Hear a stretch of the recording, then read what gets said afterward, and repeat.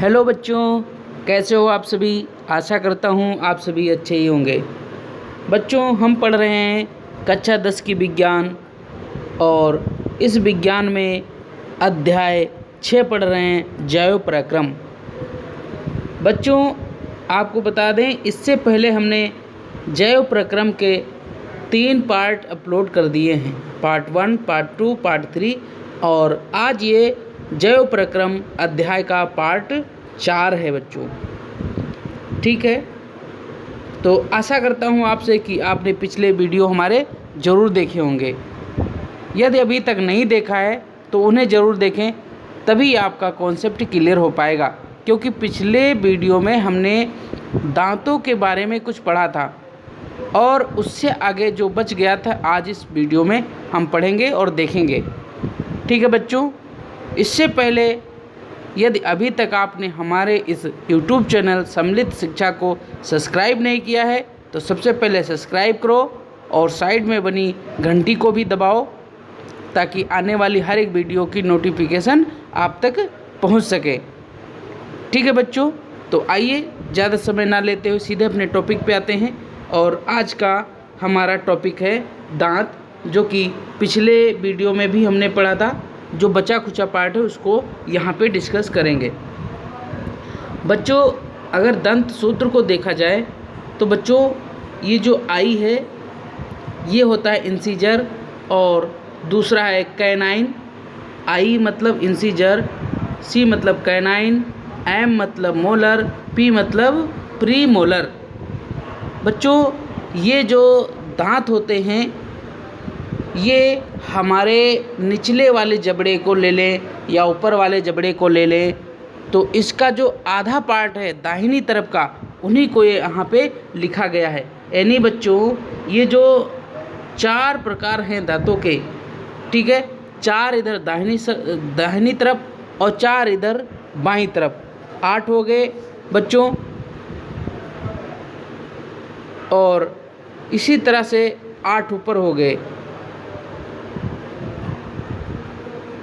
ठीक है बच्चों, तो आशा करता हूँ कि आपने इतनी बात समझ लिए होंगे कि ये जो ICMP लिखा हुआ है ये दांतों के प्रकार हैं। ठीक है, अब अगला देखते हैं, इंसीजर दांत क्या है बच्चों।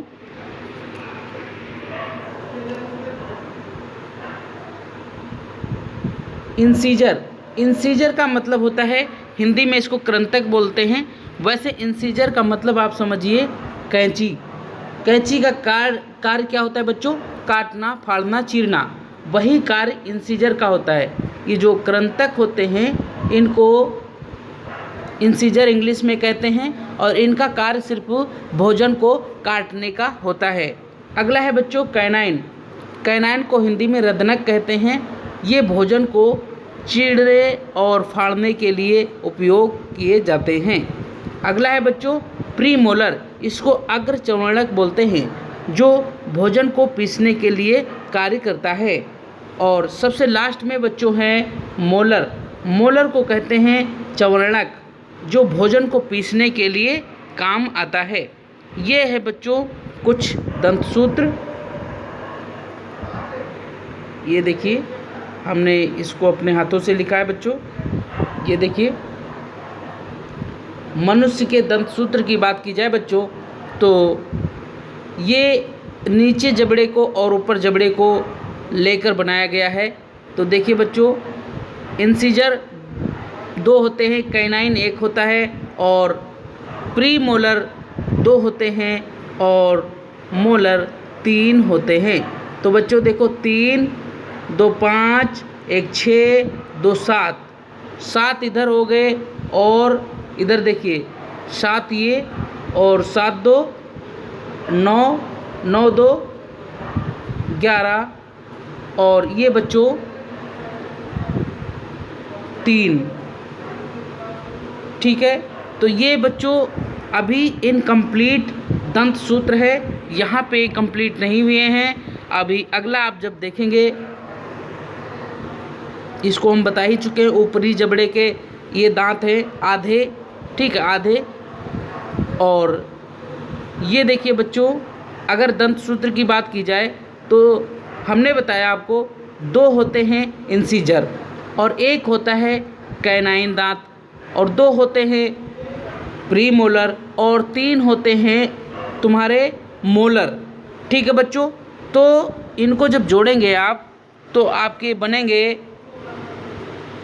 कितने हो जाएंगे, 8 ऊपर हो गए, 8 नीचे हो गए, 8 8 16 हो गए बच्चों, और 16 गुणे 2, ठीक है, 16 दूनी 32 दांत हो गए।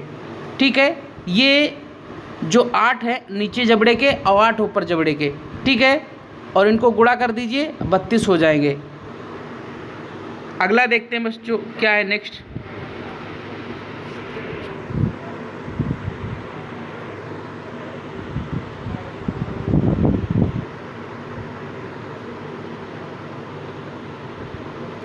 दांतों को,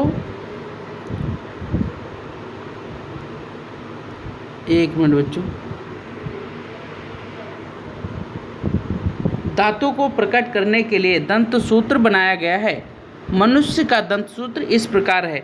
यहाँ पे देखिए बच्चों, ये है दंत सूत्र। कई बार लिखने को आता है, 2 नंबर का लिखने को आएगा, तो आपको याद होना चाहिए। ये है बच्चों दंत सूत्र।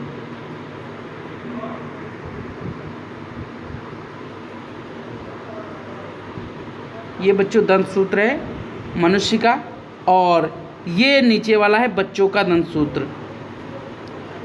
इसमें बच्चों जो बच्चे के दांत होते हैं इसमें मोलर दांत होते हैं और इंसीजर होते हैं, कैनाइन होते हैं, लेकिन प्री मोलर दांत इनमें एब्सेंट होते हैं, ये नहीं होते हैं। इसलिए बच्चों के जो दांत होते हैं वो 20 ही होते हैं। ठीक है, तो आशा करता हूँ इतनी बात आपको समझ में आ गई होगी। अब अगला देखते हैं क्या है।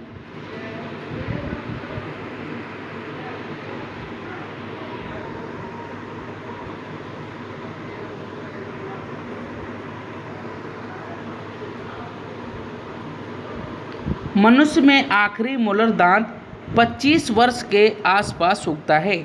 इसे अक्ल की दाढ़ भी कहते हैं। यह अवशेषी अंग है। दांत का बाहरी चमकीला भाग एनेमल कहलाता है और यह मनुष्य के शरीर का सबसे कठोर भाग है। बच्चों, जिसको आप अक्ल दाढ़ कहते हो वो लगभग में 25 साल के बाद व्यक्ति में निकलती है। ठीक है, इसी को विजडम टीथ भी बोलते हैं इंग्लिश में। ठीक है बच्चों, और जो हमारा दांत है इसका जो सबसे चमकीला भाग है वो एनेमल होता है और ये दांत का सबसे कठोर भाग है। दांत का ही नहीं बल्कि पूरे शरीर का है। ठीक है, अब इसके बाद बच्चों हमने माउथ के बारे में पढ़ा है। तो हमने माउथ में देखा बच्चों जीभ के बारे में, फिर देखा दांतों के बारे में, अब देखेंगे बच्चों जबड़े के बारे में। तो जबड़े क्या हैं? ये कठोर मांसपेशियां होती हैं और कुछ नहीं है बच्चों।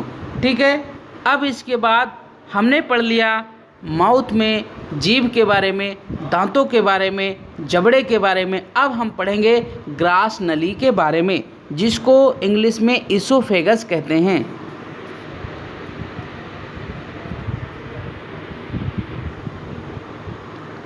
बच्चों, ग्रास नली यानी इसोफेगस यह 3 भागों में विभाजित होती है। एक तो मुख्य ग्रासनी होती है और दूसरी होती है नासाग्रासनी और तीसरी होती अधोग्रासनी। बच्चों, मुख्य ग्रासनी क्या है? यह मुख गुहा से होती हुई तनपट में से उदर गुहा के आमाशय में खुलती है। बच्चों, ये इस तरह की कुछ होती, जैसे यहाँ से माउथ शुरू हुआ और यहाँ से सीधे आती है और यहाँ पे आपका स्टमक ऐसे होता है। ठीक है, एक बार फिर से बनाता हूँ। देखिए, ये माउथ है आपका और यहाँ से ऐसे आती है इसोफेगस और यहीं से ऐसे स्टमक होता है। ठीक है, इसी स्टमक में ये आके यहाँ पे खुल जाती है और ये बच्चों माउथ होता है। तो ये जो भाग होता है ये क्या होता है? आपका इसोफेगस होता है।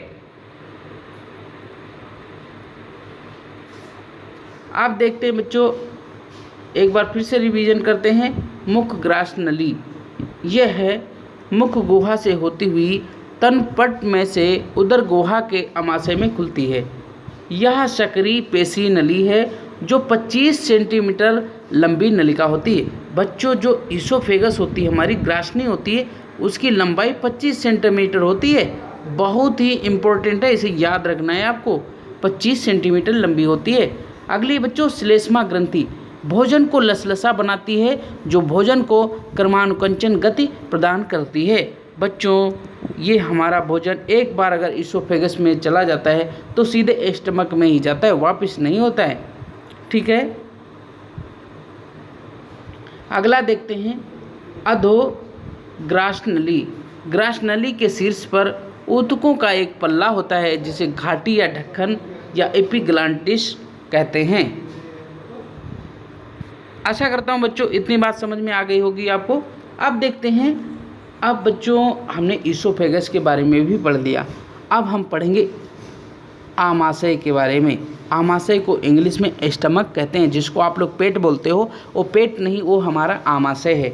ठीक है, आमाशय को 3 भागों में बांटा गया है। एक तो जठरागम भाग, जिसको कार्डियक भाग कहते हैं। बायां भाग, जहां ग्रासिका आमाशय में, ये बच्चों यहाँ पे कुछ मिस्टेक हुई है, आमाशय में मध्य भाग जिधर ये बच्चों यहाँ आप इसको मत इग्नोर करिए। हम अगले पार्ट में आमाशय से शुरू करेंगे। ठीक है बच्चों, तो आप इसको यहाँ छोड़ दीजिए। आप सिर्फ अधोग्रासनली के बारे में जानिए और अगले हम वीडियो में आपको आमाशय से समझाएंगे, आमाशय से वीडियो लेकर आएंगे। तो आज आशा करता हूँ बच्चों आपको वीडियो अच्छा लगा होगा, और बच्चों आपसे रिक्वेस्ट है कि आप मेरा सपोर्ट करिए। ठीक है, आपके जितने दोस्त हैं, भाई बंधु हैं, उन सब से सब्सक्राइब करवाइए हमारे इस यूट्यूब चैनल को, और वीडियो को ज़्यादा से ज़्यादा शेयर करो, इसे लाइक करो। तो मिलते हैं बच्चों नेक्स्ट वीडियो में, तब तक आप स्वस्थ रहिए, मस्त रहिए। जय हिंद।